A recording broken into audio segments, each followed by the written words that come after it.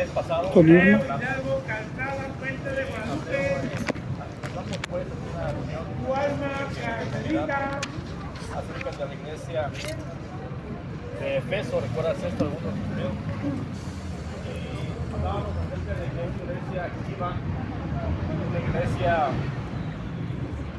pues que hacía muchas funciones y vimos claramente cómo allí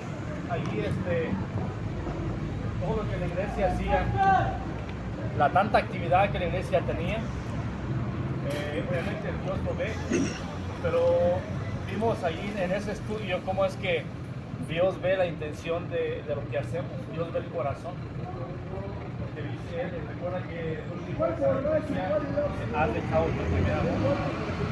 Haces muchas cosas, eres una iglesia activa, pero has dejado tu primer amor.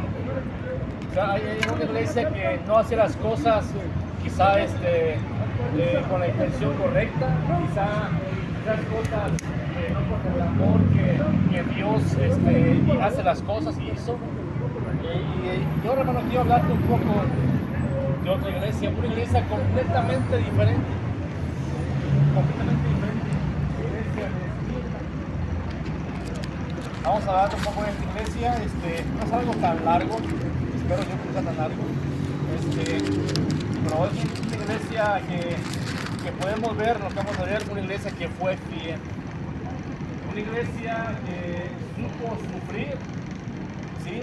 Una iglesia que sufrió, pero todos esos padecimientos, esas aflicciones, toda esa tribulación que esa iglesia pasó, no fue causa de que perdieran su amor por Dios ni su fidelidad. Apocalipsis 2, versículo 8, vamos a leer. Dice: escribe el ángel de la iglesia en Esmirna, el primero y el postrero, que fue muerto y vivió, dice estas cosas. Yo sé tus obras y tu tribulación y tu pobreza. Pero mira cómo entre paréntesis dice: pero tú eres rico. Dice: y la blasfemia de los que dicen ser judíos no lo son, mas son sinagoga de Satanás. No tengas ningún temor de las cosas que has de padecer. He aquí el diablo ha de enviar algunos de vosotros a la cárcel para que seáis probados y tendréis tribulación de 10 días. Dice: sé fiel hasta la muerte y yo te daré la corona de la vida. El que tiene oído oiga lo que el Espíritu dice a las iglesias. El que venciere no recibirá daño de la muerte segunda. Bueno, vamos a hacer una oración, vamos a orar. Padre bendito, en esta mañana, mi Dios, te damos las gracias, Padre, por la bendición que nos das de reunirnos hoy en tu nombre, mi Dios. Gracias por este privilegio y bendición que tenemos de estar aquí en tu nombre congregado. Y mi Dios, yo pido tu bendición, Señor, para este mensaje. Pido tu guía, mi Dios, para que tu palabra, Señor, de verdad, entre en los corazones de mis hermanos aquí presentes, Padre. Señor, cada que nos levantamos aquí en tu congregación, ocupamos de ti, mi Dios. Que tú hables a los hermanos, que tú hables a tu iglesia, Señor, que de verdad se sientan alimentados, exhortados con tu palabra. Mi Dios, bendice la congregación y bendice las demás iglesias que en este momento están en este momento. Dios, gracias por esta mañana y pido que, Señor, alejes cualquier tipo de interrupción, Señor, en tu palabra hoy en este día. Gracias por tu bendición, gracias por tu momento. Lo pedimos todo en nombre glorioso de Jesucristo. Amén.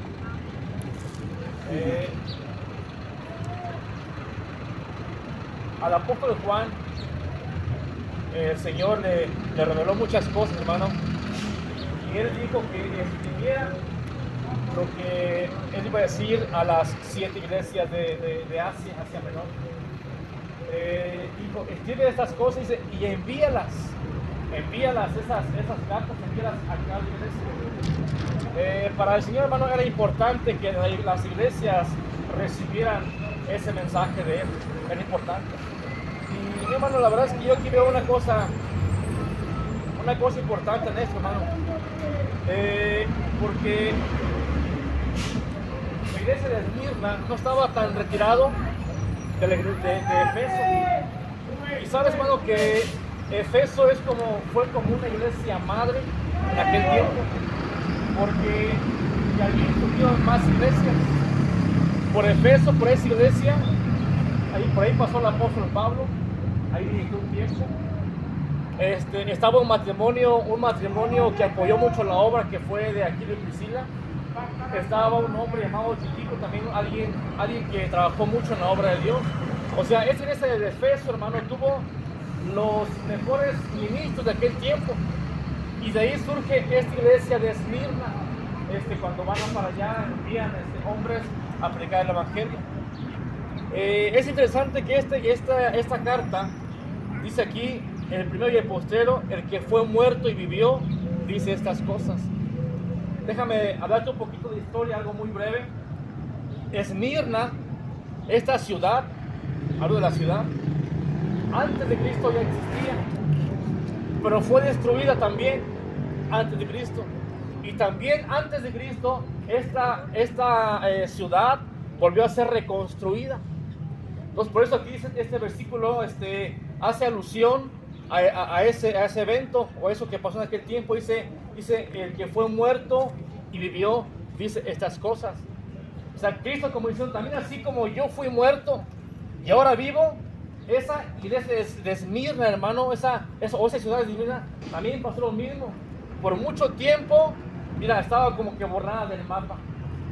Nadie se acordaba de ese lugar, de esa iglesia, pero después, hermano, esa iglesia volvió a ser construida, esa ciudad, y fue una de las ciudades más hermosas y más bellas de aquel tiempo. Y es interesante, hermano, cómo es que, si te fijas aquí, dice en el versículo 9, yo sé tus obras y tu tribulación y tu pobreza. Esmirna, la ciudad, no era una ciudad pobre, era una ciudad rica materialmente hablando, pero era una ciudad pobre espiritualmente.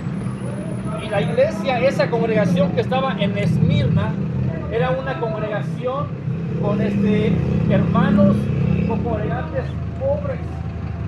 Era una iglesia pobre en una ciudad rica. Esto es muy interesante, hermano. Una iglesia que padecía mucho en una ciudad que tenía abundancia de riqueza. En esa ciudad de Esmirna se producía lo que es la mirra. De hecho, la palabra Esmirna significa mirra y simboliza sufrimiento. Simboliza sufrimiento y muerte. Y este elemento de la mirra, hermano, es interesante cómo en Éxodo podemos encontrar esta palabra. Y es un elemento, la mirra, que usaban para hacer un perfume. Un perfume una mirra tenía que ser machacada, tenía que ser trabajada para que después tuviera un olor fragante, un aroma fragante, hermoso. Y junto con el aceite de oliva ungieron el tabernáculo, el arca, las mesas, los vasos. Todo eso fue ungido con la mirra y con ese aceite de oliva. Por ese elemento fue ungido también Aarón y sus hijos para dar el servicio allí en el tabernáculo. Entonces, hermano, y fíjate qué interesante que cuando los magos que venían del oriente o que iban al oriente a buscar al Hijo de Dios, a Jesucristo, le ofrecen, ¿sabes qué ofrecieron? Mirra, incienso, oro. Pues la mirra, hermano, está simbolizando allí el sufrimiento de ese Mesías. Pues por eso es que esta iglesia, hermano, tiene ese nombre de iglesia de Esmirna o mirra, porque es una iglesia que en verdad iba a sufrir de manera grave y de manera fuerte. Hermanos, hoy en día no nos gusta hablar de sufrimientos. Hoy en día estamos nosotros evitamos sufrir, evitamos el tiempo de sufrimiento. Siempre que hay sufrimiento, es enfermedad o algo, siempre buscamos los medios para estar bien. Pero hermano, a esta iglesia, si te fijaste lo que leímos, se le da una advertencia, un aviso. ¿Sabes qué? Vas a padecer. Vas a padecer. Si te fijas lo que leímos aquí, no hay una exhortación a esta iglesia a un arrepentimiento como las demás iglesias. Esmirna. Allí en Efeso y en las demás iglesias, el Señor les dice, arrepiéntete. Arrepítete. Y a esta iglesia, si tú lo dices con cuidado, no hay una exhortación a que la iglesia se arrepiente de algo, hermano, sino que dice, sé fiel. Permanece fiel. Es lo que vemos aquí, hermano, en esta iglesia.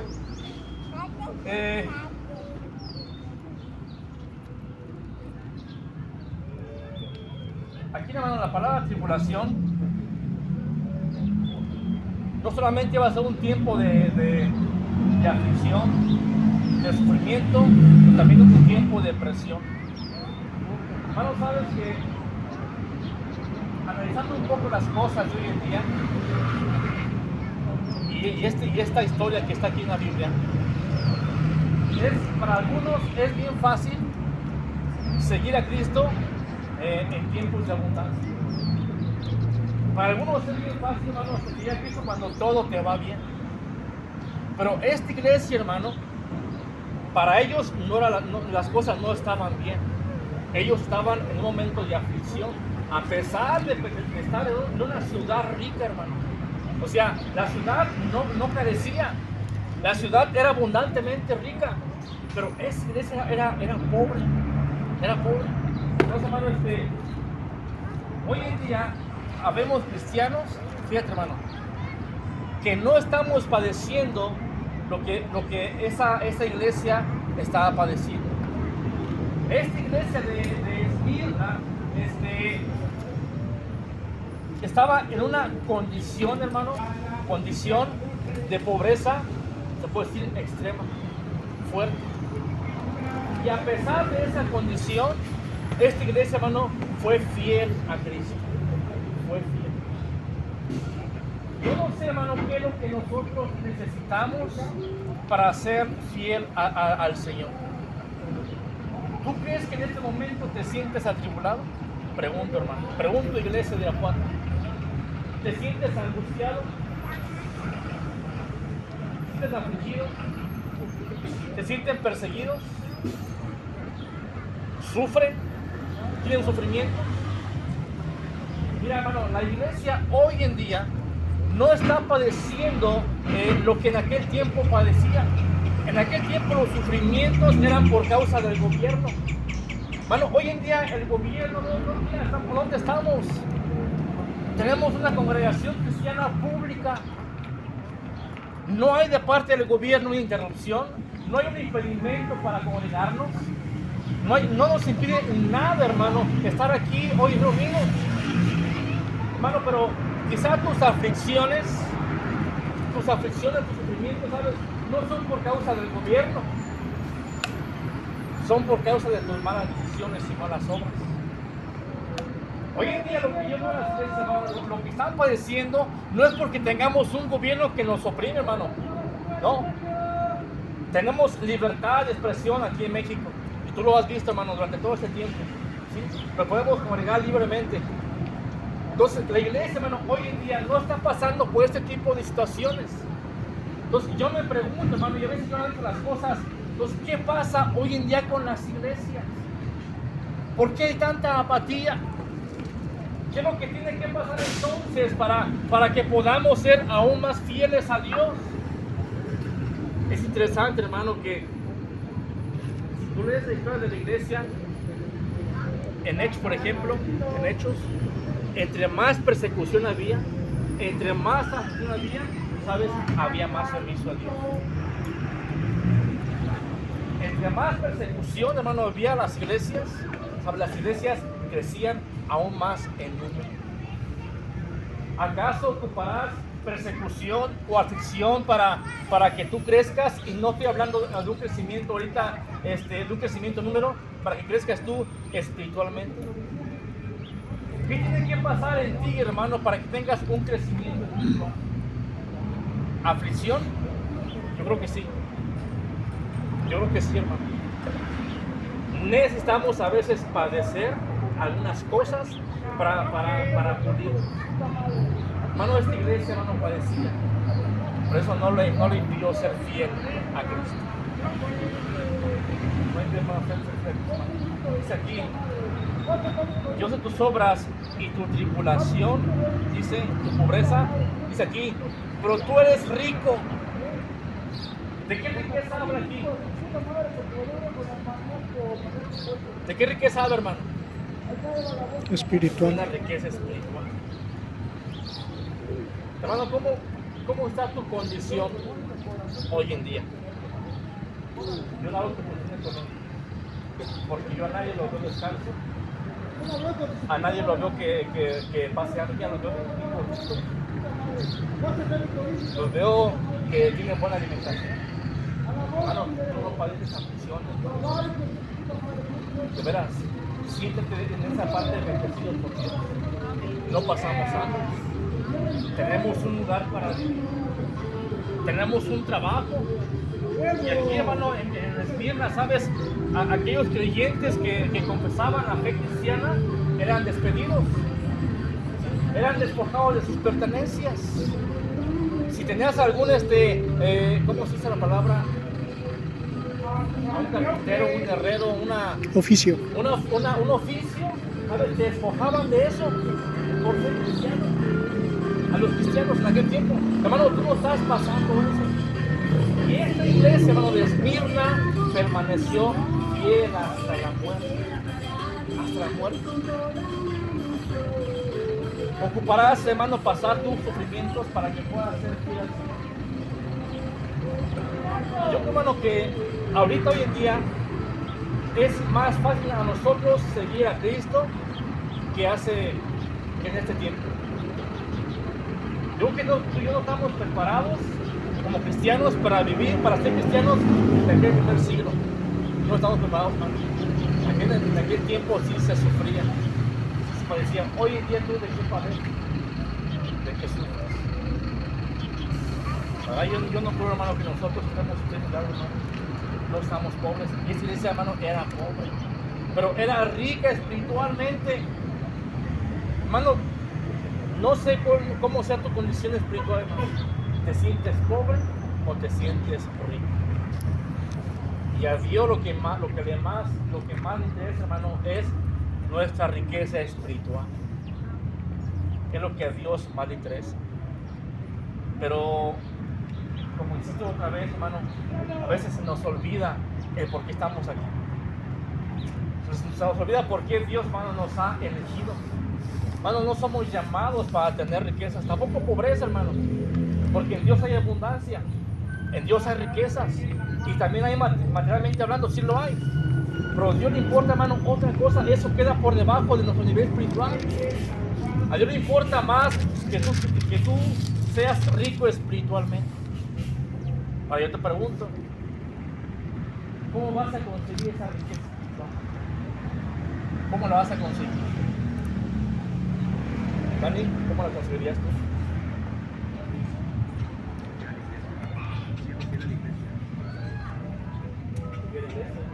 ¿Qué más? Estudiando, ¿qué más? Hay algo más, hermano. Hay algo más. ¿Cómo puedes tú alcanzar otro nivel de espiritualidad? ¿Cómo puedes ser rico espiritualmente? Santificándote, sirviendo a los demás, sirviendo a la iglesia. Hermano, eso nos da riqueza, de verdad. Pero ¿cómo nos va a dar riqueza a servir a los demás, hermano? Es a lo que el Señor vino a la tierra, a servir. A servirnos, hermano. Pues yo espero, hermano, que tú puedas entender esto de esta iglesia, que era una iglesia pobre, una ciudad rica, pero para Dios, hermano, para Dios esta iglesia era una iglesia enriquecida. Dice aquí, y la blasfemia de los que dicen ser judíos no lo son, mas son sinagoga de Satanás. Dice, la blasfemia de los que dicen ser judíos y no lo son, sino que son sinagoga de Satanás. Hermano, ¿sabes que Satanás dentro de las iglesias tiene su sinagoga? ¿Tú puedes creer eso? Si tú lees en cada iglesia de aquí, del Apocalipsis, siempre está mencionado el diablo. ¿De veras? Mira, vamos a leerlo. Por ejemplo, aquí en el capítulo 2, el versículo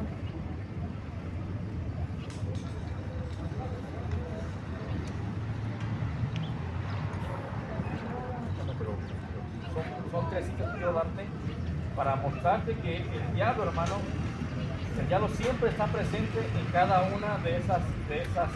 Capítulo 2:2 dice: yo sé tus obras, tu trabajo y paciencia, y que tú no puedes sufrir los malos, y has probado a los que se dicen apóstoles, no lo son, los has sido mentirosos, y has sufrido.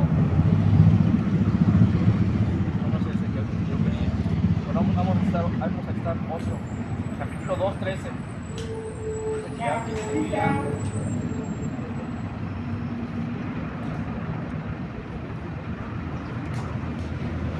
El 2:24.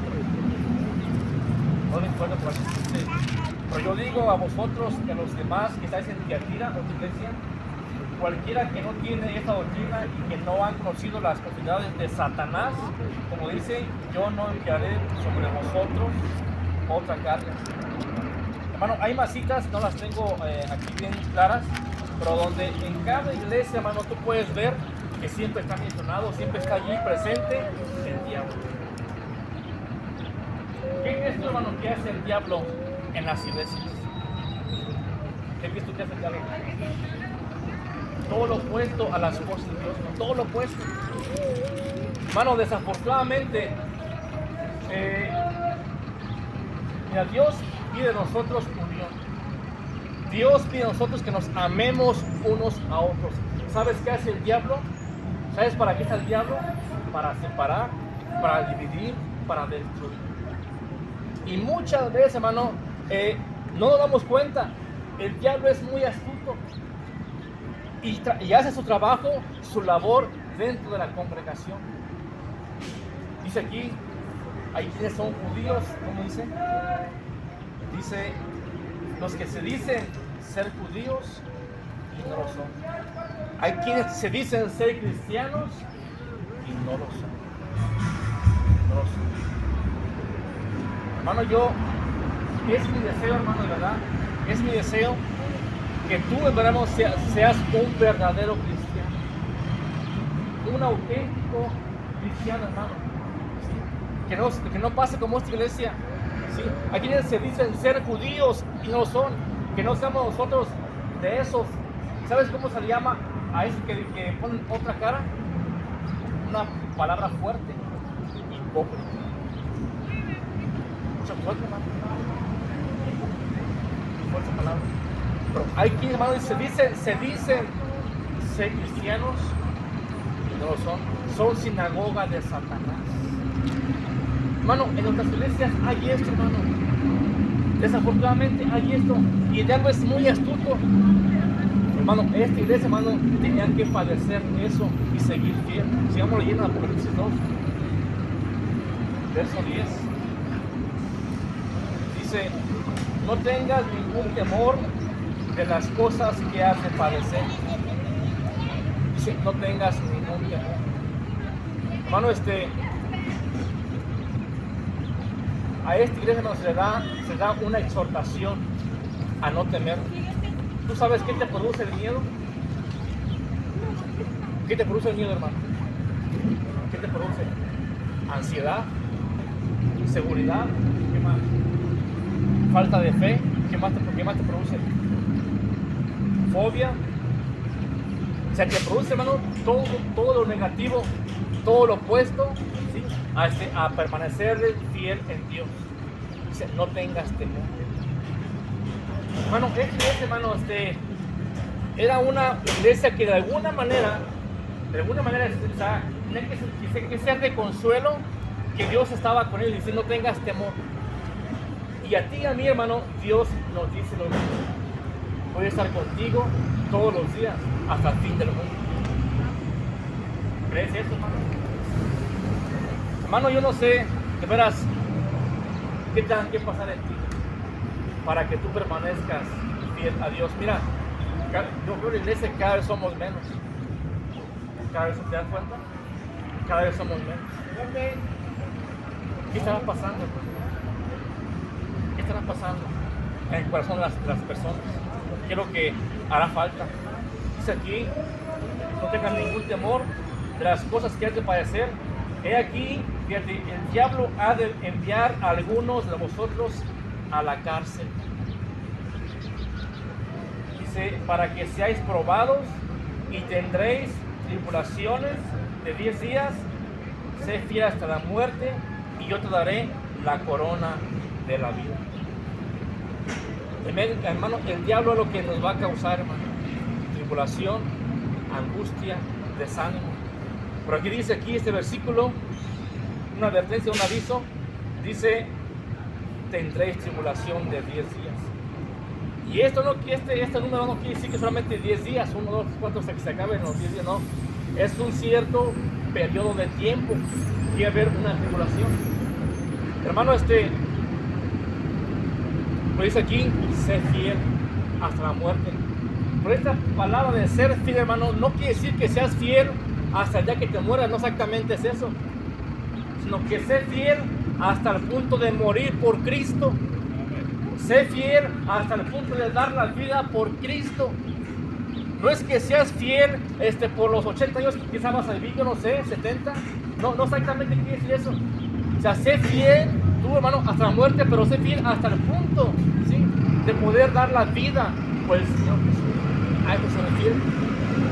Hermano, no tenemos tribulación hoy en día. No hay tribulación, no hay angustias, no hay sufrimiento. Entonces, ¿qué nos impide, iglesia de Cristo y Irapuato, servir al Señor? Como dice aquí, ser fiel, confiar. ¿Qué nos impide, hermano? Servir. Cuenta la historia aquí de esta iglesia de Esmirna, que había un hombre llamado Policarpo. ¿Saben eso? Este hombre, por ser creyente en Jesucristo, le metieron presión para que blasfemara el nombre de Cristo. ¿Sabes? Él tenía que blasfemar a Cristo para que no padeciera, fuera suelto y se fuera a su casa tranquilamente. Pero ¿sabes? Este hombre, hermano, él dijo algo interesante. Tengo 86 años sirviendo a mi Señor.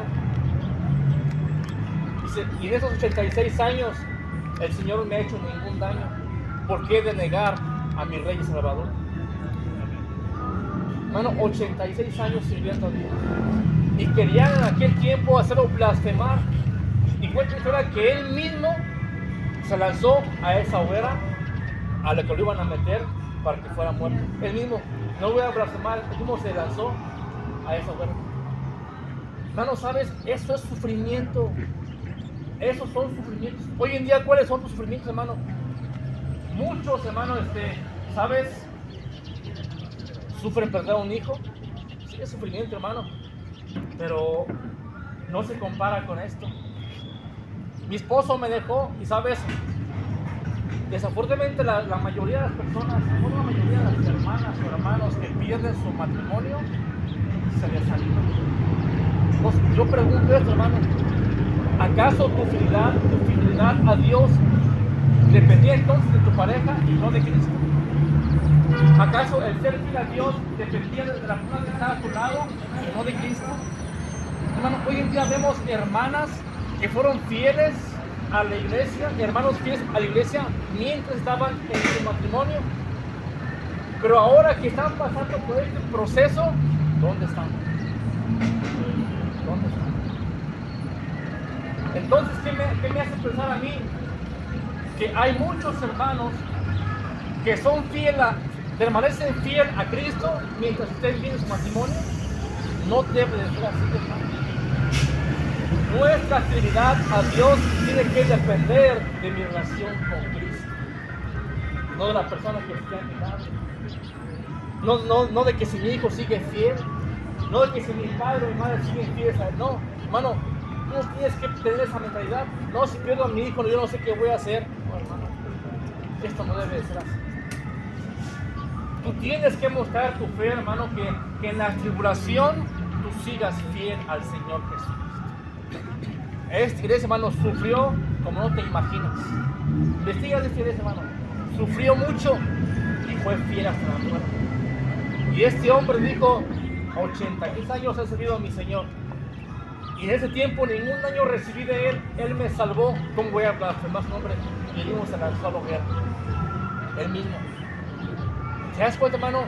¿A dónde, qué tipo de angustia se vivió en aquel tiempo? Puedes imaginar, hermano, todo lo que esa iglesia de Esmirna pasaba. Una iglesia sufrida, pobre, pero para Dios era una iglesia rica. Es que, hermano, el hombre no vale por lo que tiene, sino por lo que es. Y a qué Dios es. El hombre, hermano, no vale por lo que tiene, sino por lo que es. Dice aquí, dice, sé fiel hasta la muerte, y yo te daré la corona de la vida. Y esto, hermano, alude a que en Esmirna, una iglesia hermosa, una iglesia bella, tenía una corona. Era como un tipo de edificio o algo así, y llamaba mucho la atención. Y los esmirnos, ¿sabes? Los esmirnos se gozaban o se sentían orgullosos de permanecer a esa ciudad de Esmirna. Y cada que veían esa corona de Esmirna, pues se sentían orgullosos. Yo soy de Esmirna. Pero, hermano, Dios promete dar a esta iglesia no una corona, hermano, de no sé de qué era. Él promete darte a ti la corona de la vida. Es mucho mejor que cualquier otra corona. Se sé fiel hasta la muerte. Dice aquí, el que tiene oído, oiga lo que dicen las iglesias. El que venciere no recibirá daño de la muerte segunda. Y pregunta, hermano, ¿sabes tú qué es la muerte segunda? ¿Sabes cuál es? ¿Cuál es? ¿No? Es donde va a ser juzgada el alma. Busca Apocalipsis 20. Y va a ser arrojada al Apocalipsis 20.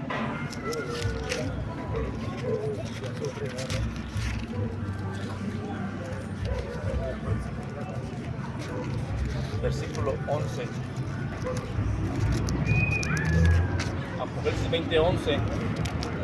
Vamos a mostrar que es la muerte segunda. Dice 20:11 de Apocalipsis: y vi un gran trono blanco y el que estaba sentado sobre él, de delante del cual hubo la tierra y el cielo, y no fue hallado el lugar de ellos. Y vi los muertos grandes y pequeños que estaban delante de Dios. Y los libros fueron abiertos, y el libro fue abierto, el cual es la de la vida. Y fueron juzgados los muertos de las cosas que estaban escritas en los libros según sus obras. Hermano, hay un libro, hermano, donde yo espero que tu nombre y que mi nombre esté escrito en ese libro. Que tú llegues allí a ver, soy Pancho Pistolas. Y vienen a buscar el nombre. Aquí no está. A ver, búscale bien. Hermano, asegúrate, hermano, que tu nombre esté escrito en ese libro. Llegues tú, hermano, y sepan quién eres, y que no te digan, no te conozco, aparte de mí, obradores de maldad. Seguimos leyendo aquí, en el 13.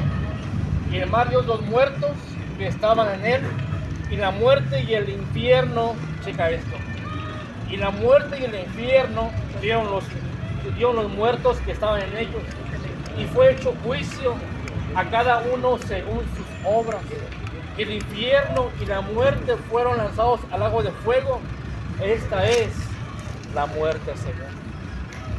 La muerte segunda, hermano, es el lago de fuego. Hermano, escúchame bien lo que te voy a decir. El que tiene un nacimiento va a tener dos muertes. El que tiene 2 nacimientos tendrá una muerte. ¿Sí entiendes por qué?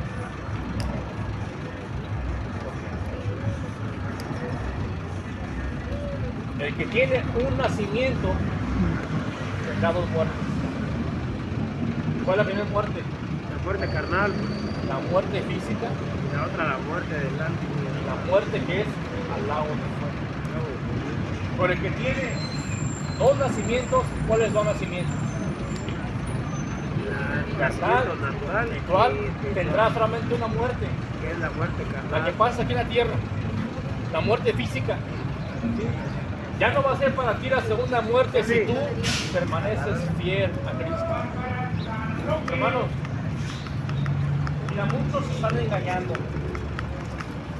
Muchos creen que por pertenecer a una iglesia ya la libraron. Yo te pregunto, hermano y hermana, fíjate la pregunta que te voy a hacer. Estamos hablando de una iglesia que en verdad sufrió, que en verdad padeció, y esos sufrimientos, hermano, no le evitaron ser fiel a Cristo hasta la muerte, hasta dar su vida por él. Tú hoy en día no padecemos, hermano, tú y yo, esos sufrimientos. No hay. No tenemos la oportunidad del gobierno. No tenemos alguien que nos diga, blasfema a Cristo, te voy a matar. No hemos padecido esto, hermano. No lo hemos padecido. Podemos servir a Dios libremente, hermano. Sí, tú puedes servir al Señor, hermano, sin que te obliguen, hermano. Y yo te pregunto, hermano, ¿tú has entregado tu vida a Cristo?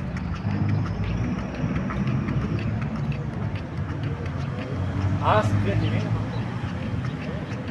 no si te has recibido, no si le crees al Señor, tu vida se la has entregado a Cristo a nivel de estos hombres, a nivel de esta iglesia que ha sufrido mucho. No te pregunto si es fiel a la iglesia, no te pregunto cuánto tiempo estás orando, cuánto lees la Biblia. Tu vida, hermano, se la has entregado a Cristo. Analízate, hermano. Analízate. El Señor viene pronto. El Señor no dará su promesa como algunos tienen por tardanza. Dice, sino que es paciente para con nosotros. No queriendo que ninguno perezca, sino que todos procedan ¿a dónde? Al arrepentimiento. ¿Tú crees que el arrepentimiento únicamente es para los inconversos? ¿Tú crees que el arrepentimiento únicamente es para el que no es creyente? No, hermano, no, esto no es así. ¿Cuántas veces el apóstol Pablo habla a las iglesias y dice, arrepiéntanse, dejen de hacer esto? Constantemente, hermanos, Dios habla a las iglesias de un arrepentimiento. Mientras estamos aquí, hermanos, tenemos la oportunidad de arrepentirnos. Después de que mueras es demasiado tarde. Recuerden que en la iglesia hay trigo y hay cizaña. Dos naturalezas completamente diferentes. El trigo, hermano, es lo que en verdad es nacido de Dios. La cizaña tiene otra naturaleza, es del diablo. Entonces, hermano, el estar aquí en la iglesia, hermano, no te garantiza salvación, sino que en verdad tú le entregues tu vida a Cristo. Sé fiel hasta la muerte. Hermano, yo no sé, hermano, si cada mensaje que escuchas aquí en la iglesia mueva algo en tu corazón. Yo no sé. Pero créeme, hermano, que es mi deseo. Es mi deseo, hermano, que esta iglesia, hermano, sea una iglesia completamente que sirva al Señor. Quizá pido mucho, ¿no? A lo mejor pido mucho que todos seamos servidores. Pero, hermano, para eso estamos llamados, hermano, para servir a la iglesia. Hermano, analiza tu vida. ¿Sí? Si tienes un nacimiento nada más, estás en graves problemas. Tú sigues muerto. Sigues muerto. Recuerda lo que Dios dijo a Adán, si comía de ese árbol, ¿qué le dijo? Si comes de ese árbol, vas a morir. Hermano, ¿y qué hizo? ¿Qué fue la consecuencia? Abraham tuvo que vivir para él, esforzarse para poder comer con el sudor de su frente. Antes no iba a ser así. Adán, yo te dije esto, no lo hiciste, ahora tú quieres vivir como tú quieras, anda después. Suda para que puedas comer. Hermano, tenemos que vivir por fe en Jesucristo. Muchos queremos seguir viviendo esa vida que Adán tuvo. Hasta que no llegó Cristo a la tierra, hermano, otra vez nos unió con Dios. Hermano, sé fiel con Cristo. Yo te exhorto a que tú en verdad te entregues en verdad al Señor Jesús. Pero quizás algo que no nos guste, pero hermano,